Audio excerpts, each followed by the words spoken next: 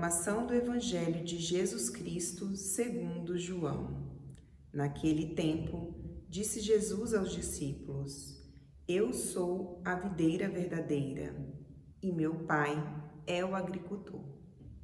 Todo aquele que em mim não dá fruto, ele o corta, e todo ramo que dá fruto, ele o limpa, para que dê ainda mais frutos. Vós estáis limpos por causa da palavra que vos falei.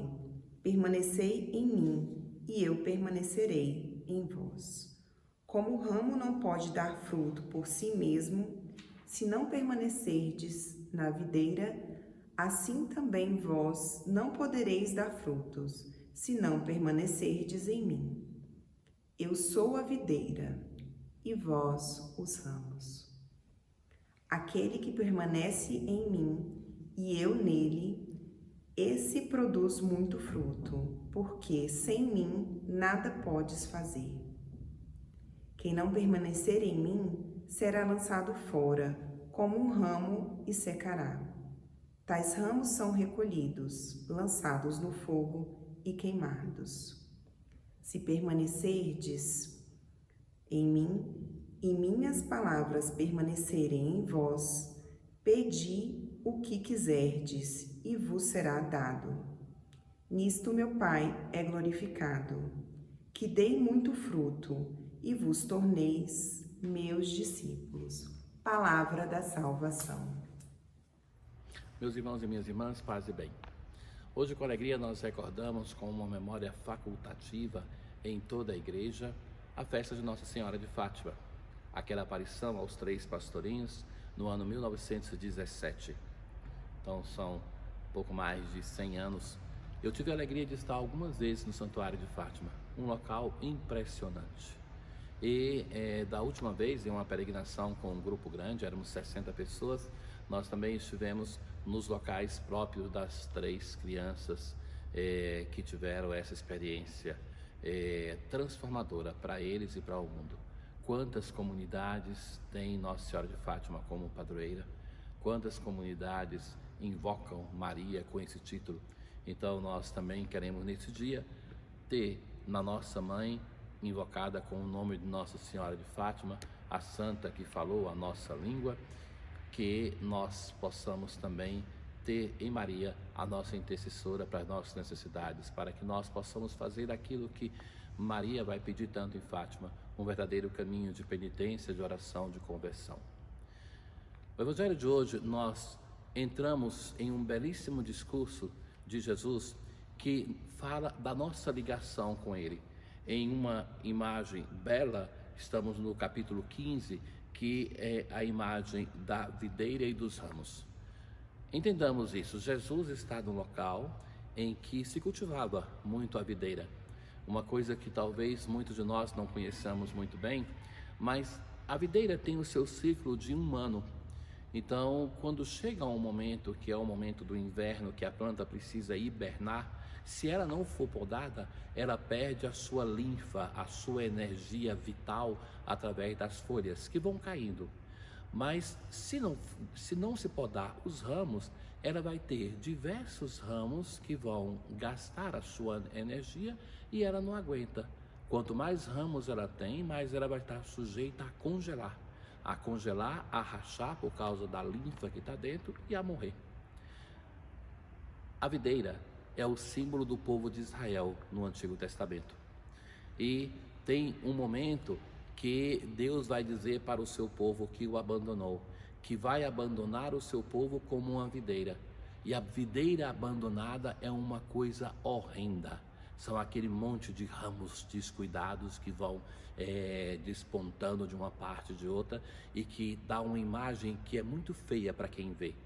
Então, a videira é uma planta que a cada ano, depois da colheita, para que ela produza no próximo ano, ela precisa ser podada. E a partir dessa imagem que Jesus é genial nessas parábolas, porque ele transmite coisas profundas, sérias, a partir de uma imagem que quem o escutava podia muito bem entender, porque Israel é ainda hoje uma terra de produção de uva. Então eles podiam entender muito bem aquilo que Jesus está falando. O discurso de Jesus, que é um daqueles discursos que nós estamos escutando, os discursos que Jesus faz entre a última ceia e a sua paixão, morte e ressurreição, ele começa assim: eu sou a videira verdadeira e meu pai é o agricultor. Todo ramo que em mim não dá fruto, ele o corta. E todo ramo que dá fruto, ele o limpa, para que dê mais frutos ainda. Porque isso é aquilo que se faz com uma videira. A videira, nos seus diversos ramos, se um ramo produz o seu cacho de uva, e ele depois tem que ser cortado, não vai produzir mais. E somente esse corte, somente a coragem de podar é que faz que a planta tenha vigor e que possa, de fato, é uma coisa bela, que é uma encantadora. Quando você vê, passa no inverno, as plantas estão todas pequenas, podadas, e depois vem a explosão de vida, os ramos novos, até que frutificam. Mas a imagem da videira é para chegar nessa frase insistente: permanecei em mim e eu permanecerei em vós. A nossa vida, nós não podemos produzir frutos, e não fruto aquilo que nós fazemos. Quando nós falamos em frutificar, nós pensamos sempre que é fazer sempre mais coisas. Quantas catequeses nós damos, quanta liturgia nós animamos, quantas igrejas nós ajudamos a edificar. Mas o fruto que Jesus fala não é tanto esse. Isso também é consequência, mas é aquela unidade de vida, de fé, de espiritualidade, de santidade nossa com o Senhor. Disso nasce todos os outros frutos que nós produzimos na nossa vida. Mas vejam bem, Jesus vai dizer assim: sem essa unidade com Ele, nós não conseguimos produzir frutos, porque fundamentalmente é Ele que nos dá a fonte da vida, a linfa que gira em cada membro do seu corpo e em todo o corpo da igreja. Ou seja, a vida que está em nós é fruto da nossa união com o Senhor Jesus. Jesus continua e vai dizer assim: não podereis dar fruto se não permanecereis em mim. Mas mais na frente, na conclusão do evangelho de hoje, a expressão: se permanecerdes em mim e minhas palavras permanecerem em vós. É a palavra do Senhor que nos dá vida. É essa palavra que transmite a vida na nossa existência e que nos dá a possibilidade de continuarmos a transmitir a vida de Deus, porque o modo que Deus fala com a humanidade é através da vida do Senhor que está em nós.